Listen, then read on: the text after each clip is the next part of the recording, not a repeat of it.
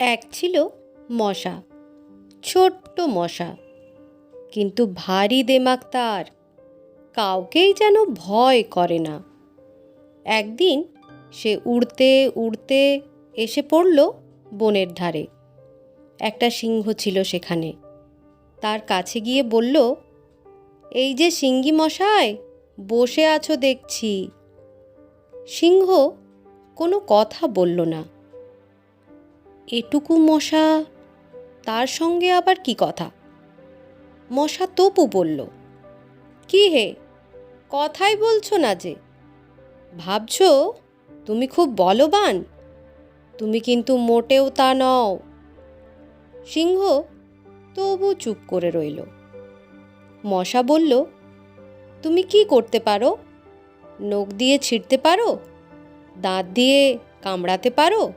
এই তো, আমার সঙ্গে কিন্তু পারবে না তুমি। সিংহ ঘাড় তুলে তাকালো। মশা অমনি ছুটে গিয়ে তার গালে হুল ফোটাতে লাগলো। সিংহ দেখল এ তো ভারী বিপদ।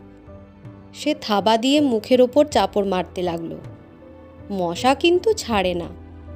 সিংহের সারা মুখে হুল ফোটাতেই থাকলো। সিংহ থাবা মারতে লাগলো চোখে মুখে। শেষে লাল হয়ে ফুলে গেল গোটা মুখ। ফোঁটা ফোঁটা রক্ত ঝরতে লাগলো। শেষকালে সিংহ ঝিমিয়ে পড়ল। মশার জয় হলো। খুশিতে ডগমগ হয়ে উড়তে লাগলো। উড়তে উড়তে এসে পড়ল একটি মাকড়সার জালে। অমনি তার পা গেল আটকে। মাকড়সা গুটি গুটি এগিয়ে এলো। মশাকে ধরে খাবে সে। মশা মুখ কালো করে বলল, অত বড় সিংহকে হারিয়ে দিলাম, আর সামান্য মাকড়সার কাছে কিনা হেরে গেলাম।